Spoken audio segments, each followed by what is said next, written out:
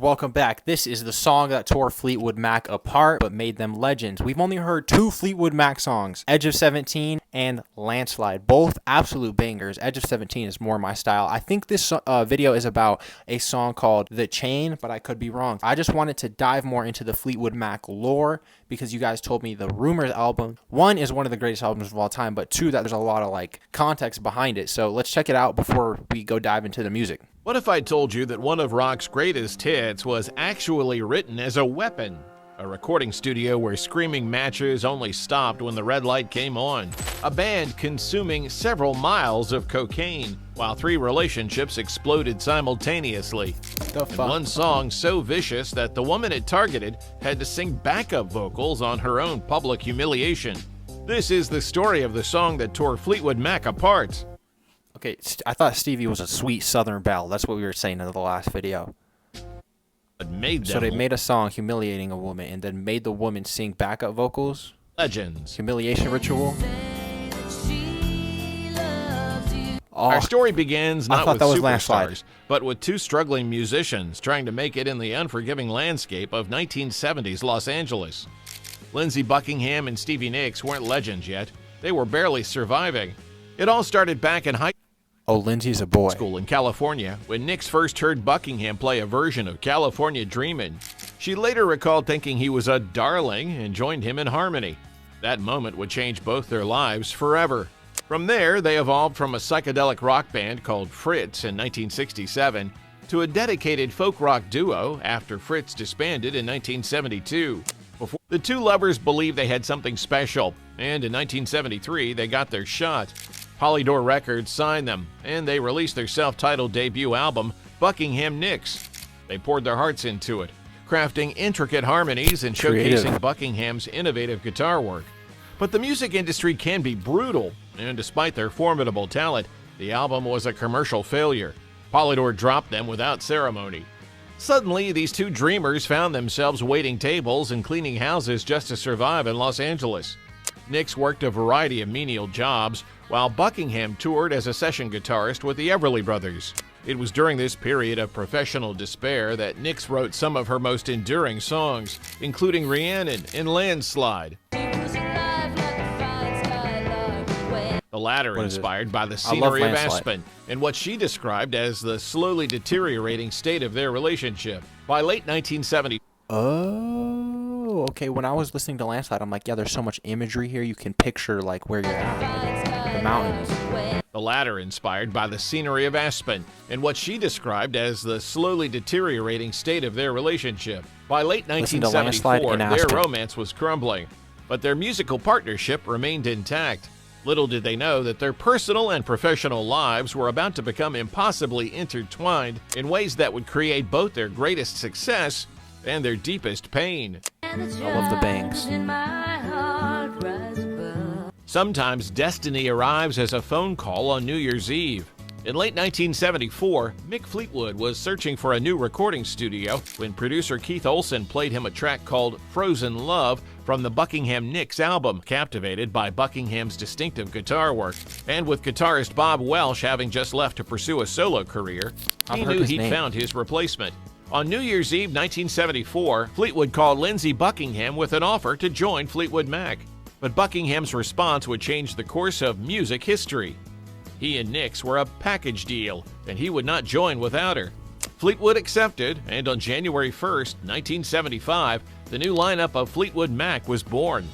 This wasn't just a business decision, it was a trap disguised as an opportunity. The package deal locked 2 people whose romance was already fraying into a professional arrangement where they would be forced to work together, live together, and tour together, with no avenue for escape from their personal conflicts. What started as Buckingham's loyalty to Nicks became the shackle that would bind them in a state of unresolved emotional agony, turning their creative process into a form of public couples therapy with millions of listeners as their audience. By early 1976, when the 5 members... I mean, isn't that what all music is, though? Talking about your personal experience and your life and your romance and your brokenheartedness and stuff? A form of public couples therapy with millions of listeners as their audience. By early 1976, when the 5 members of Fleetwood Mac gathered to begin recording what would become Rumors, they weren't just making music, they were documenting a complete emotional apocalypse in real time. The studio at the record plant in California became a pressure cooker of personal turmoil. The album's title, suggested by John McVie, was a direct reference to the fact that these songs served as a raw, intimate diary of their crumbling relationships. As Stevie Nicks would later put it, devastation leads to writing good things. Let's break down the soap opera. First, you had Buckingham. The best songs in the world, your favorite song probably comes from a place of deep emotional trauma, right? Like most good songs, Trap Soul, one of the greatest albums ever, is heartbreaking. All the best albums. Whose like, on-again, I know that was a off-again weird relationship example. had finally reached its breaking point. Their separation was marked by dramatic public. Right, but like, yeah, there was a lyric like that. It was like, my pain, basically, my pain is you guys are dancing to my pain, and my pain like made my money or whatever. Like Public our screaming success. matches that reportedly only ceased when the recording light was on. Unlike some couples who fight behind closed doors, their conflict was an open wound, bleeding directly into their music. Then there were John and Christine McVie, the rhythm section, both musically and romantically, whose 8-year marriage was dissolving with what they called British reserve, a cold, professional silence in the studio where they avoided contact outside of work sessions. Christine was openly having an affair with the band's lighting director, Curry Grant, which would inspire her upbeat track, You Make Loving Fun. But perhaps the cruelest irony belonged to Mick Fleetwood, the man who brought this new lineup together. Just before recording began, he discovered his wife, Jenny Boyd, was having an affair with a close friend, leading to a devastating divorce. The betrayal left him emotionally shattered. In an even more confounding turn, he and Stevie Nicks would later embark on a secret, short-lived affair during the subsequent tour, adding yet him emotionally. Fucking every member in the band was having an affair with somebody, or their partner was having an affair with somebody. That's insane. In an even more confounding turn, he and Stevie Nicks would later embark on a secret, short-lived affair. Felt so bad about what was happening that you did a line to cheer yourself up. But here's the thing about creative genius. To cheer in the album's line, a web of relation. In an even more confounding turn, he and Stevie Nicks would later embark on a secret, short-lived affair during the subsequent tour, adding yet another layer of complexity to the web of relationships. And through it all, the band consumed what they later described as several miles worth of cocaine. They even considered thanking their dealer in the album's liner notes, a plan scrapped only after the dealer was murdered. As Stevie Nicks reflected years later, you felt so bad about what was happening that you did a line to cheer yourself up. But here's the thing about creative genius. It often emerges from the darkest places. The chaos wasn't a distraction. It was the fuel for their collective brilliance. Bro, I thought she was a sweet.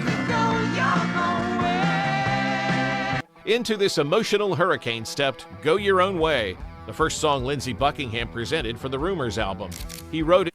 Wait, this makes Fleetwood Mac a little harder. I don't know. I don't know who these people are. Like Fleetwood Mac, never really heard of them. But when I think of like the band, I had a much different impression of them than this. Okay, it was like a very the chaos hurricane stepped Go Your Own Way, the first song Lindsey Buckingham presented for the Rumors album. He wrote it in what he described as a stream of consciousness at a house the band rented in Florida, channeling his raw emotions about his breakup with Stevie directly into the track. Initially, producer Ken Calais found Buckingham's demo so non-musical that he doubted its potential.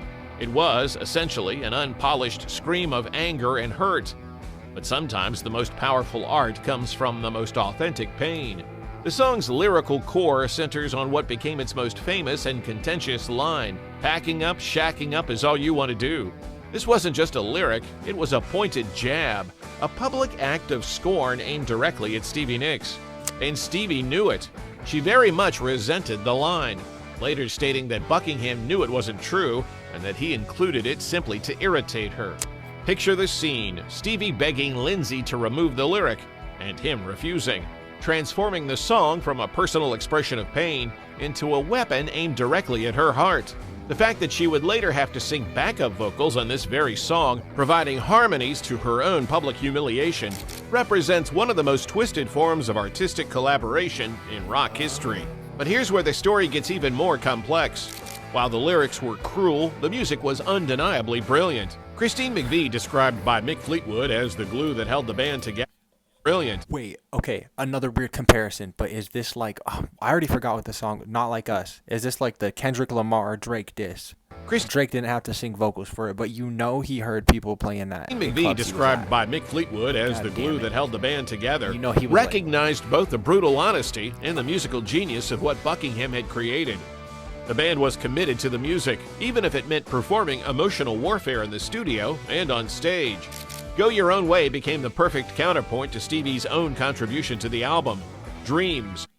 Okay, take note of that. Somebody leave it in the comments. We got to listen to Go Your Own Way. A song she most twisted forms of artistic collaboration in rock history. But here's where the story gets even more complex. While the lyrics were cruel, the music was undeniably brilliant. Christine McVie, described by Mick Fleetwood as the glue that held the band together, recognized both the brutal honesty and the musical genius of what Buckingham had created. The band was committed to the music, even if it meant performing emotional warfare in the studio and on stage.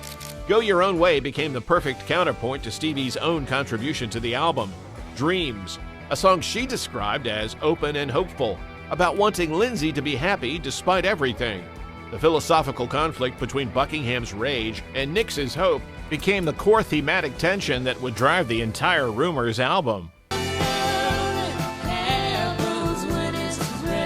Now, let's talk about why Go Your Own Way sounds the way it does.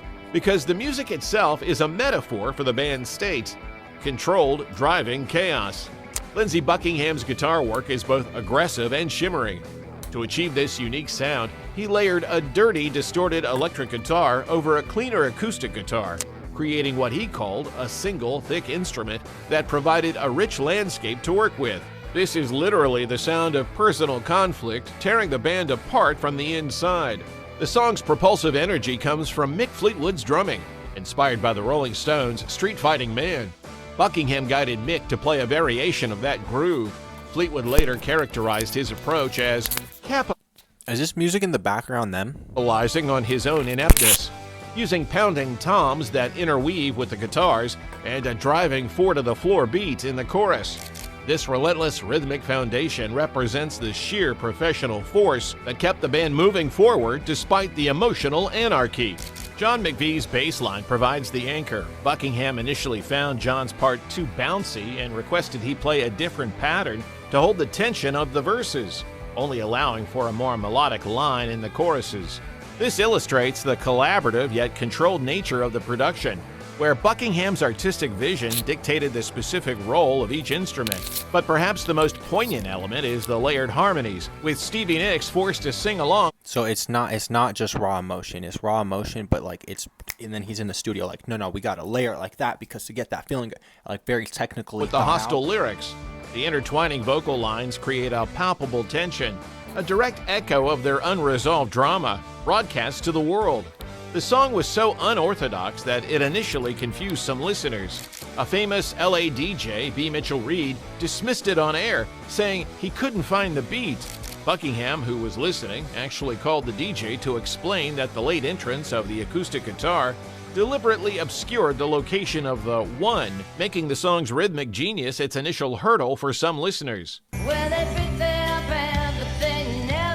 Wait, what? Deliberately obscured the location of, saying he couldn't find the beat. Buckingham, who was listening, actually called the DJ to explain that the late entrance of the acoustic guitar deliberately obscured the location of the one, making the song's rhythmic genius its initial hurdle for some listeners. When Go Your Own Way was released as the first single from Rumors in December 1976, it immediately resonated with audiences hungry for authentic emotion in their music. The raw energy and powerful sound connected with listeners in ways that polished, studio-crafted pop rock of the era simply couldn't match. The song became Fleetwood Mac's first top 10 hit in the United States, peaking at number 10 on the Billboard Hot 100. More importantly, it generated unprecedented buzz for the upcoming album. Pre-orders for Rumors reached 800,000 copies, the largest advance sale in the record label's history at the time. This momentum would eventually propel Rumors to sell over 40 million copies worldwide, cementing its place as one of the best-selling albums of all time. Oh, having what witnesses her heartbreak. McVie later... What happened? Oh, there we go. It's peaking at 1,000 copies, the largest advance sale in the record label's history at the time. This momentum would eventually propel Rumors to sell over 40 million copies worldwide, cementing its place as one of the best-selling albums of all time. But success came with a price Never heard of that it. none of them could have anticipated. The chart success forced the band to embark on a grueling 6-month tour, where their private emotional warfare became a public spectacle. The live performances of Go Your Own Way weren't just musical events, they were continuations of real-life drama, with audiences fascinated by the visible tension between the performers. Stevie Nicks Okay, we're definitely going to go check out Go Your Own Way, but now I want to see a live performance. So apparently you could see the tension in openly these admitted performances. that every time those words would come on stage, I wanted to go over and kill him. Accounts from the tour described Nicks and Buckingham having what witnesses called something akin to a meltdown on stage, with vocals breaking with anguish. The paradox of their success was that it forced them to relive their heartbreak night after night, with thousands of fans cheering them on, completely unaware of, or perhaps because of, the genuine pain they were witnessing. Christine McVie later described the experience as surreal. We were playing out our personal lives in front of thousands of people every night, and they were loving every minute of it. Go Your Own Way didn't just succeed commercially. It captured something essential about American culture in the late 1970s. The song's themes of heartbreak, betrayal, and the necessity of moving on perfectly fit the cultural climate of an era marked by rising divorce rates and shifting social norms, especially among the baby boomer generation. The brutal honesty of the lyrics gave voice to the private struggles of millions of Americans navigating their own relationship turmoil. Rumors became what many called the soundtrack for a generation of broken homes. The album's raw emotional content spoke to people in ways that the more optimistic pop music of the early 70s He looks evil. Look, I forgot his name. The guy, Lindsay. became what many called the soundtrack for a generation of broken homes. The album's raw emotional content spoke to people in ways that the more optimistic pop music of the early 70s simply couldn't. The song's influence extended far beyond the music charts. We just listened to ABBA. Its timeless themes 70s and pop. explosive sound cemented its place in broader pop culture through appearances in pivotal scenes in films like Forrest Gump and Casino, introducing the band's music to entirely new generations of listeners. Artists from the Cranberries to Lizzie have covered the song, each finding new What song is in Forrest Gump? I've been wanting to see emotional Casino, depths in Buckingham's composition. These covers prove that the song's raw energy and emotional complexity continue to inspire musicians decades after its creation. Even decades later, Go Your Own Way remains an unresolved aspect of Fleetwood Mac's narrative. In a 1997 interview, Stevie Nicks still spoke of her resentment over the lyrics, contrasting them with her own open and hopeful contribution to the album. Lindsey Buckingham has reflected on the song's stream of consciousness origins, explaining his approach as just addressing the fact that maybe on Monday everything was great, but by Friday things weren't so great. The song's legacy is defined by their inability to escape its meaning, even after all these years. When Fleetwood Mac performs today, Go Your Own Way remains a centerpiece of their shows, a testament to how personal pain can be transformed into universal art. What makes this story so compelling is how it challenges our assumptions about creativity and conflict. We often think of great art as emerging from peaceful, harmonious conditions, but Go Your Own Way proves that sometimes the most powerful music comes from the most painful circumstances, when artists are forced to transform their worst moments into their greatest achievements. The story of Go Your Own Way is ultimately a story about the alchemy of anguish, how 5 people took their deepest personal pain and transformed it into something that has touched millions of lives. The song didn't tear Fleetwood Mac apart, it revealed that they were already broken. But in documenting that brokenness with such unflinching honesty, they created something eternal. Very interesting. We're going to have to go check out a live performance of Go Your Own Way just to see if we can see some of that tension. And now I kind of want to hear that song. And we might, if you guys want, we'll do a full album reaction to the Rumors album. Anyways, like and subscribe. Let me know what we should check out next. And I'll see y'all in the next video. Bye.